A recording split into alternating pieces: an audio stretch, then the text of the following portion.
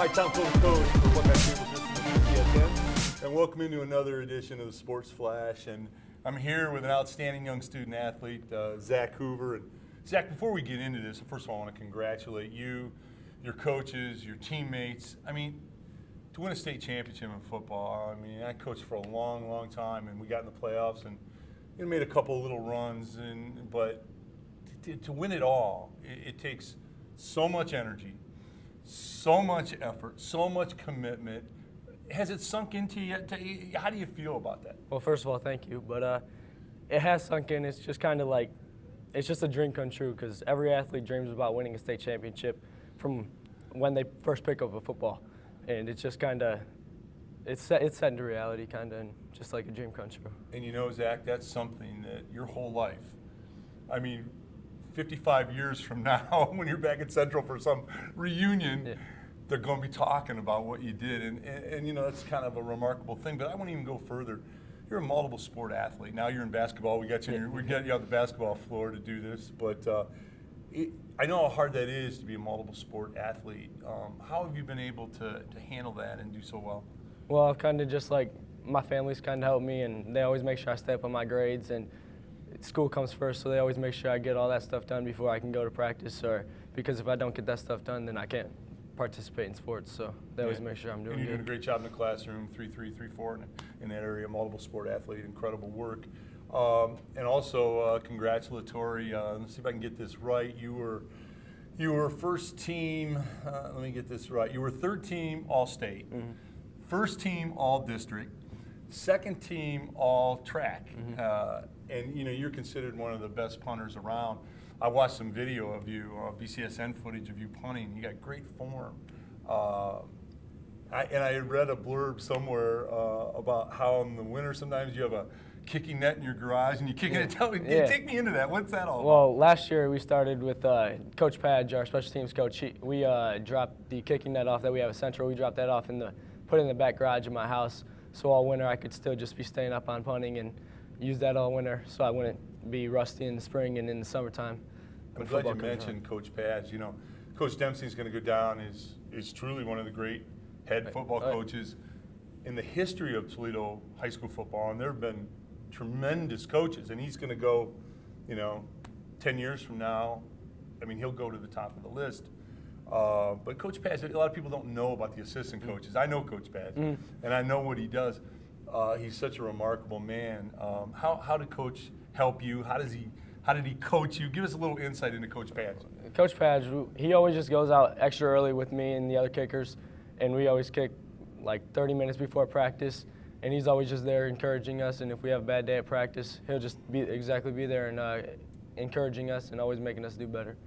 You know, I know that all the punting, there's so many punting schools out there, there's so many punting clinics and people, they're ranking punters, and you know, and you're being recruited already by a lot of big schools for punting. But Brandon Fields, you went to his kind of select punting camp. St. John's guy, punts for the Dolphins. Obviously, he's a great kicker. What did you learn from Brandon? Just a lot of things like my drop and just how to place the ball and how to get extra hang time on it. He taught me a lot, and it was just great. How much, Zach, is, you know, the fundamentals of that? I mean, because people do hold it differently, they drop it differently. Where did you come to the point of, okay, this is how I do it? Because obviously it's working for you. Yeah, I was kind of messing with it the last year into this year, but I kind of found it this year.